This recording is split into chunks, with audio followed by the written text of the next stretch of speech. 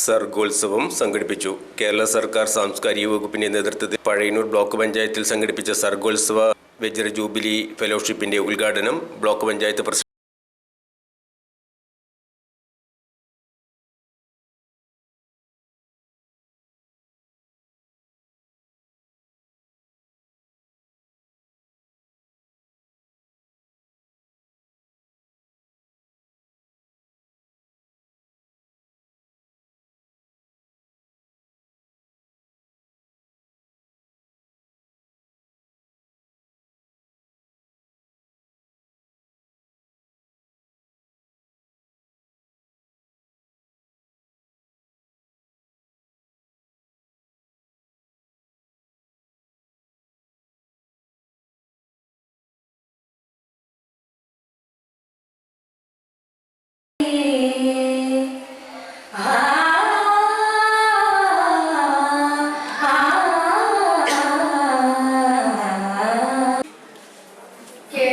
സാംസ്കാരിക വകുപ്പ് വജ്ര ജൂബിലി ഫെലോഷിപ്പിന്റെ കഴിഞ്ഞ 2 വർഷമായിട്ട് കല അഭ്യസിക്കുന്ന വിദ്യാർത്ഥികളുടെ അരങ്ങേറ്റമാണ് ഇന്ന് നടക്കുന്നത്.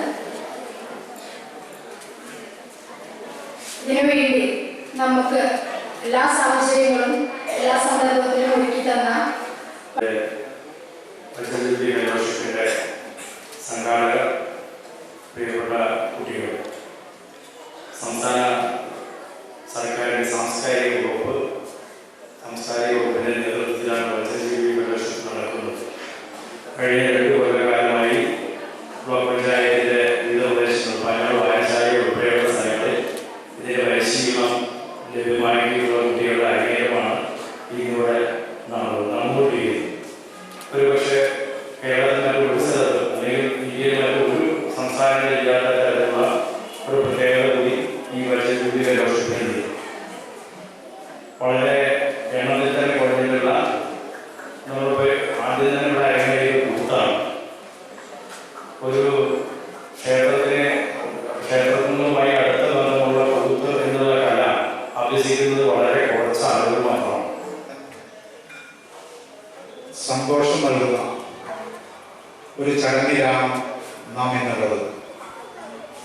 കഴിഞ്ഞ 2 വർഷങ്ങളിലായി കുടിയാട്ടവും മോഹിനിയാട്ടവും തിമലയും മദ്ദളവും കർണാട്ടിക് സംഗീതവും പരിശീലിച്ച് അതിൻ്റെ അരങ്ങേറ്റം ഇവിടെ നടക്കുകയാണ്.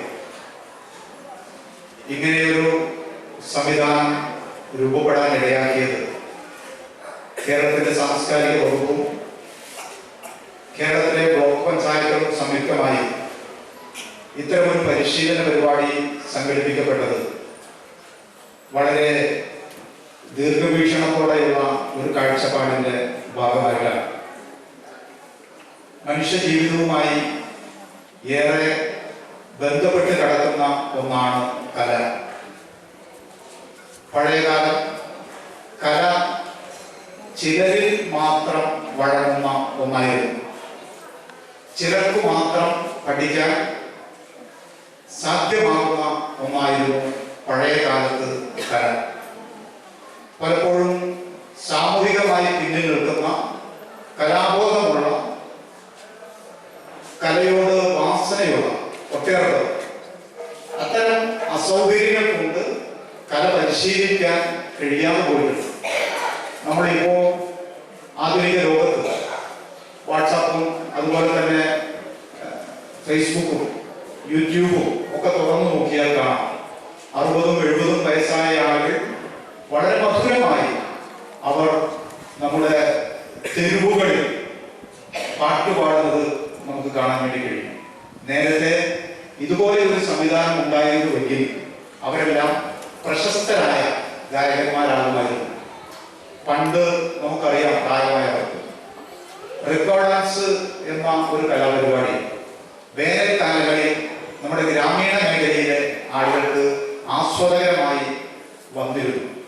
അതൊക്കെ നാം ആസ്വദിക്കുമ്പോൾ അവരുടെ കലയിലുള്ള കഴിവും പ്രാപ്തിയും ശരിയായ വണ്ണം പഠിക്കാനും മനസ്സിലാക്കാനും പ്രദർശിപ്പിക്കാനും അവർക്കാകാത്തത് കൊണ്ടാണ് ആരാരും ശ്രദ്ധിക്കപ്പെടാതെ തെരുവോരങ്ങളിൽ തങ്ങളുടെ കലാഭിരുചിയെ പ്രദർശിപ്പിക്കുന്നതിന് ഇടയാക്കിയത് എന്നാണ്. ഇത് മനസ്സിലാക്കിയാണ് കേരളത്തിലെ ഗവൺമെന്റ് അതിന്റെ സാംസ്കാരിക വകുപ്പ് തദ്ദേശ സ്വയംഭരണ സ്ഥാപനങ്ങൾ എന്ന നിലയിൽ ബ്ലോക്ക് പഞ്ചായത്തുകളും ഈ പരിപാടി വജ്രജൂബിലി ഫെലോഷിപ്പ് എന്ന നിലയിൽ ആരംഭിച്ചത്. ഒറ്റ വാക്കിൽ നമുക്കിതിന്റെ സംഗതത്തെ കുറിച്ച് മനസ്സിലാക്കാൻ വേണ്ടി കഴിയും. ഏറ്റവും താഴെ തലത്തിലുള്ള ഉയർന്ന തലത്തിൽ കല പരിശീലിക്കാൻ കഴിയാത്ത ഏവർക്കും കല പരിശീലിക്കാൻ ആവശ്യമായ ഒരു ഗവൺമെന്റ് സംവിധാനം